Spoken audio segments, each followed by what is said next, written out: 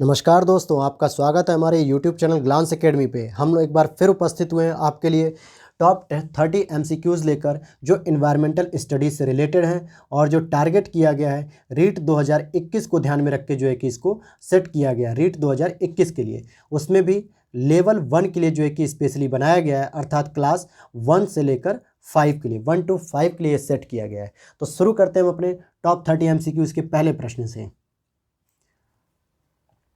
Question number 121 है, अम्ल वर्षा मुख्यतः किसकी अधिक सांद्रता या वातावरण में के कारण होती है। कहने का मतलब अम्ल वर्षा क्यों होती है, सबसे अधिक किसकी वजह से होती है। ओजोन और धूल के कारण, या कार्बन मोनोऑक्साइड और कार्बन डाइऑक्साइड, नाइट्रस ऑक्साइड या सल्फर डाइऑक्साइड, और नाइट्रोजन या सल्फर डाइऑक्साइड। तो इसका सही जवाब हो जाएगा आपका, क्या हो जाएगा इसका सही जवाब? इसका सही जवाब हो जाएगा डी ऑप्शन सही हो जाएगा, नाइट्रोजन के ऑक्साइड और सल्फर के ऑक्साइड। अगले प्रश्न की ओर चलते हैं।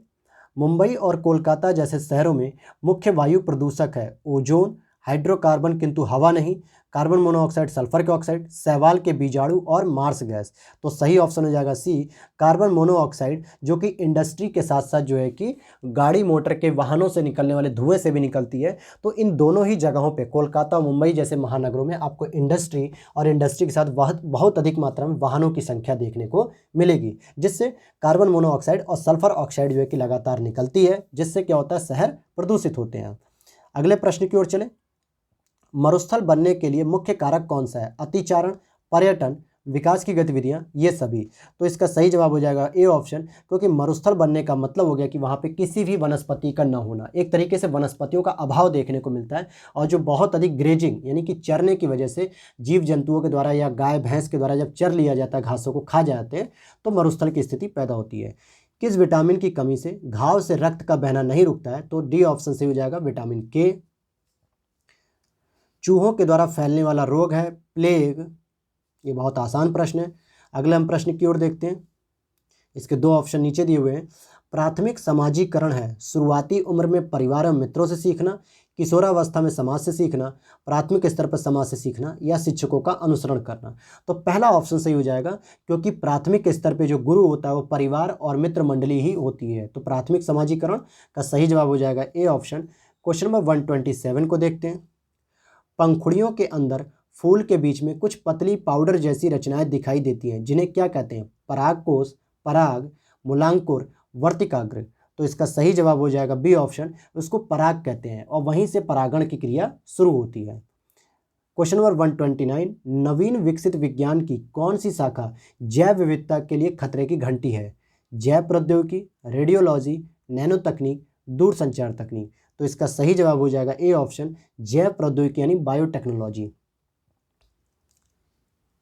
क्वेश्चन नंबर 129, पक्षी अपनी गर्दन बहुत अधिक हिलाते हैं, इसका कारण है कि उड़ सकते हैं, पक्षियों की आंखों की पुतली घूम नहीं सकती, पक्षियों की आंखें छोटी होती हैं, उनके कान पंखों से ढके होते हैं। तो इसका सही जवाब हो जाएगा बी, क्योंकि इनके आंखों की पुतली नहीं घूम सकती, इसलिए ये लगातार अपने सिर को इधर से उधर मूवमेंट करा के देखते रहते हैं। क्वेश्चन नंबर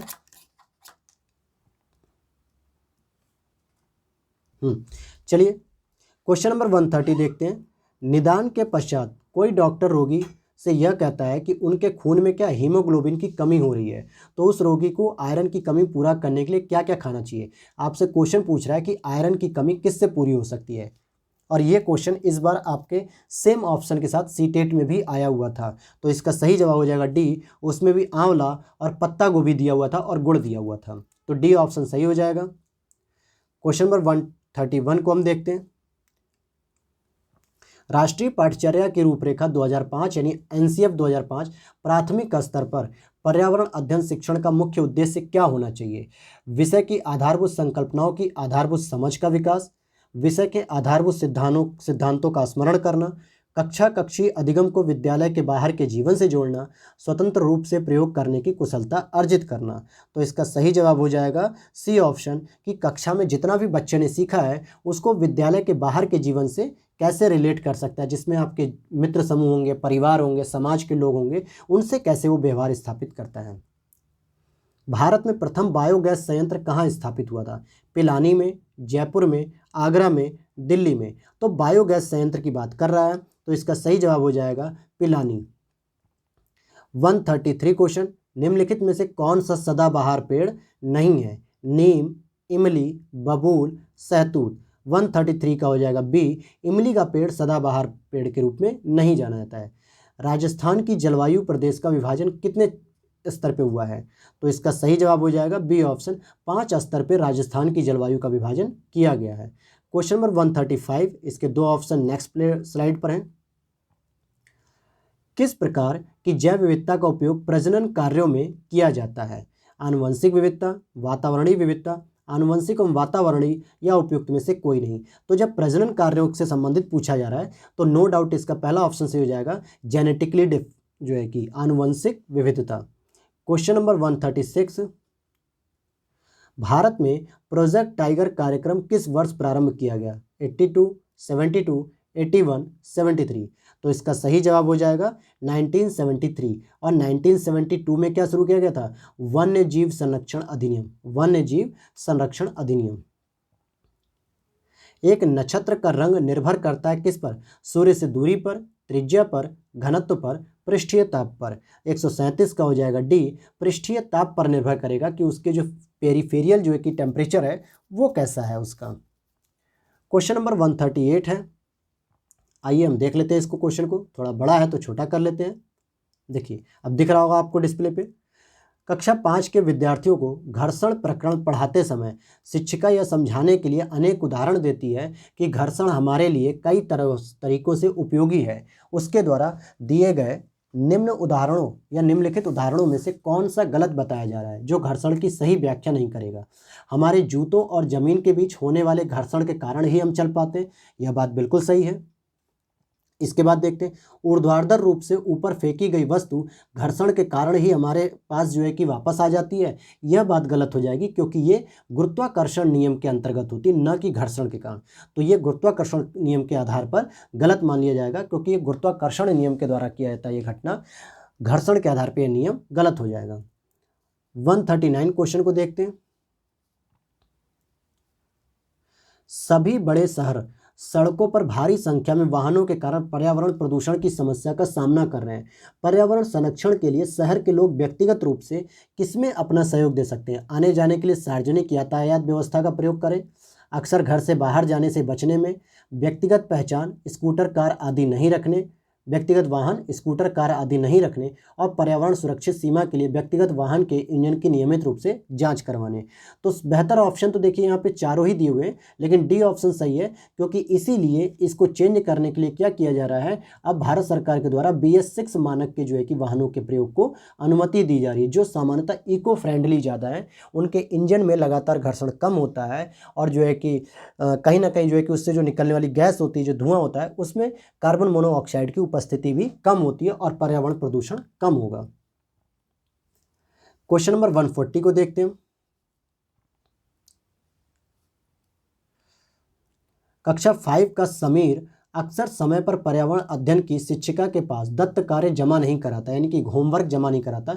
इससे निपटने का सर्वोत्तम सुधारात्मक उपाय क्या हो सकता है? उसे खेलकूद की कक्षा में जाने से रोकना, गलत हो जाएगा। अनियमितता के कारण पता करना और समीर को परामर्श देना, उसकी अनियमितता के बारे में अभिभावकों के लिए नोट लिखना, या इस बात के विषय में प्रधानाचार्य को सूचित करना। तो बी ऑप्शन सबसे अप्रोप्रिएट आंसर यहाँ पे माना जाएगा।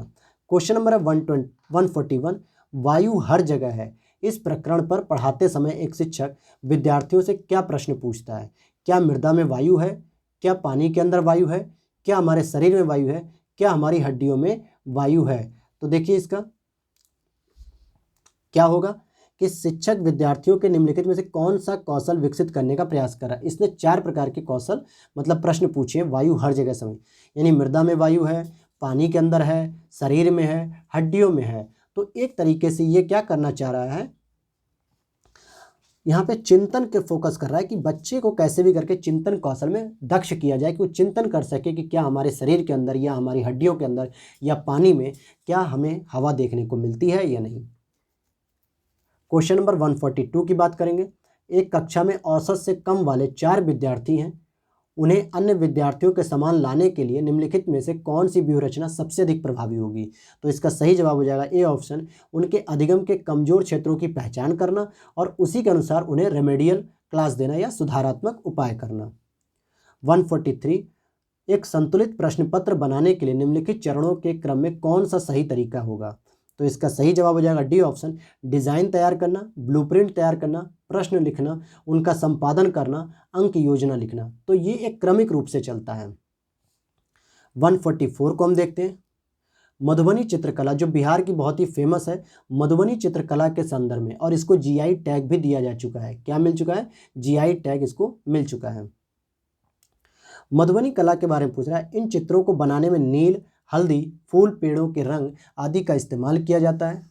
इन चित्रों में इंसान, जानवर, पेड़, फूल, पंछी, मछलियाँ आदि दिखाए जाते हैं। यह लोक कला या लोक चित्रकला बहुत पुरानी है और इसका नाम मधुबनी नामक स्थान के नाम पर पड़ा। मधुबनी राजस्थान का अति प्रसिद्ध जिला है। अब देखिए चौथा ऑप्शन तो पहले ही गलत हो गया, क्योंकि मधुबनी बिहार में पड़ता है। तो 4 यहाँ है तो ये गलत, 4 यहाँ ये गलत, 4 यहाँ ये गलत, तो 1 2 3 सही है, सी ऑप्शन सही हो जाएगा। क्वेश्चन नंबर 145, कोई पक्षी पेड़ की ऊंची डाल पर अपना घोंसला बनाता है। यह पक्षी हो सकता है कलचिड़ी, कौआ, फाख्ता, शकरखोरा। तो इसका सही जवाब हो जाएगा बी ऑप्शन, कौआ जो है कि घोंसला बनाता है। 146, पोचमपल्ली एक गांव है। यह गांव एक विशेष प्रकार के कपड़े की बुनाई के लिए प्रसिद्ध है। इसे भी पोचमपल्ली ही कहते हैं। यह गांव किस जिले में होता है, यानी कि किस राज्य में है? कर्नाटक, आंध्र प्रदेश, तमिलनाडु, केरल। इसका सही जवाब हो जाएगा बी ऑप्शन, आंध्र प्रदेश का पोचमपल्ली जिला फेमस है, जहाँ पे पोचमपल्ली साड़ी के नाम से इसको जाना जाता है। क्वेश्चन नंबर 147 है, राजस्थानी ओक के बारे में सही कथन की पहचान कीजिए। 2 स्टेटमेंट आपके जो है कि नीचे हैं। देखिए, यह पेड़ ऑस्ट्रेलिया में पाया जाता है। यह विशेष प्रकार का एक पेड़ है जिसमें जड़ें टहनियाँ लटकती रहती हैं। इस पेड़ की जड़ें जमीन में उस गहराई तक जाती हैं जब तक कि पानी न पहुंच जाए, और इस पेड़ के तने में पानी जमा होता है और स्थानीय लोग इसे पतले पाइप का उपयोग कर इस पानी को पीते हैं। तो इसका सही जवाब हो जाएगा 147 का ए ऑप्शन सही है कि यह ऑस्ट्रेलिया में पाया जाता है रेगिस्तानी ओक। क्वेश्चन नंबर 148 है, अबू धाबी, अबू धाबी के विषय में सही कथन की पहचान कीजिए। यह रेगिस्तानी इलाके में है। अबू धाबी पानी पेट्रोल से महंगा है, यानी अबू धाबी में पानी जो है कि महंगा है पेट्रोल से। यहाँ की स्थानीय भाषा अरबी है। अबू धाबी की मुद्रा को दीनार कहते हैं। तो कौन सा स्टेटमेंट सही हो जाएगा? इसका सी ऑप्शन सही हो जाएगा। 1 2 3 तीनों ही सही हैं, लेकिन अबू धाबी की मुद्रा को दीनार नहीं कहते हैं, बल्कि ईरान और इराक की मुद्रा दीनार के रूप में जानी थी। इवन सऊदी अरब की मुद्रा यही है। 149, कुछ जानवर रात में जागते हैं। ये जानवर हर चीज़ को जिन रंगों में देखते हैं वे क्या होते हैं? हरा पीला, काला सफ़ेद, लाल संतरी या बैंगनी और नीला। तो 149 का हो जाएगा बी, क्योंकि जानवरों में सामान्यतः रॉड्स नहीं पाई जाती हैं, मतलब कॉर्न्स नहीं पाए जाते हैं, जिसके आधार पर वो रंगों की पहचान नहीं कर पाते हैं। और ये है हमारा लास्ट प्रश्न इस सीरीज का। चलिए इसमें देखिए नीचे प्रश्न दिया हुआ है, पहले यहाँ पे चित्र समझते हैं कि क्या कह रहा है। यह नीचे दिए गए एक चित्र में 24 घंटे की घड़ी दिखाई गई है। चित्र सेकंड में और चित्र थर्ड में दोनों जानवरों एक्स और वाई के सोने के समय छायांकित भाग दिखाई गए। तो एक्स तथा वाई के सोने के समय के बारे में सही कथन चुनिए। तो यहाँ पर देखिए एक घड़ी दिखाई जा रही है, 24 घंटे की घड़ी है, यानी कि यहाँ पे 24, यहाँ पे 6, यहाँ पे 12, यहाँ पे 18, यानी 6 12 18 24। जानवर एक्स है और जानवर वाई है। जानवर एक्स जिस पोर्शन को देख पाता है उस पोर्शन के साथ वाई जानवर भी जो है कि इस पोर्शन को पूरा देख पाता है। तो क्या पूछा जा रहा है? एक्स 18 घंटे सोता है जबकि वाई 4 घंटे सोता है। एक्स 18 घंटे सोता है जबकि वाई 18 घंटे सोता है। एक्स 4 घंटे सोता है, वाई 20 घंटे सोता है, और x 20 घंटे सोता है जबकि y 18 घंटे सोता है। तो अगर आप देखेंगे ये 1 2 3 यानी ये 6 स्लॉट जो हैं 6 घंटे को 2-2 घंटे में बांटा गया है। तो इसका मतलब क्या हो गया? 2 घंटे ये, 2 घंटे ये, 4 घंटे ये सो पाता है। और अगर हम बात करेंगे 1 2 3 यानी 6 घंटे को अगर हम निकाल दें तो 18 घंटे जो है कि y सो रहा है और 4 घंटे x सो रहा है। इस आधार पर इसका सही जवाब हो जाएगा बी ऑप्शन। ठीक है, क्या हो जाएगा? बी ऑप्शन सही हो जाएगा। तो ये था आपका कुछ न्यूमेरिकल पैटर्न पे एक प्रश्न रखा गया था। तो ये था आपका प्रैक्टिस सेट नंबर 3, और जल्दी ही हम आपको मिलेंगे अगले प्रैक्टिस सेट नंबर 4 के साथ। तब तक के लिए विदा लेना चाहेंगे। जय हिंद।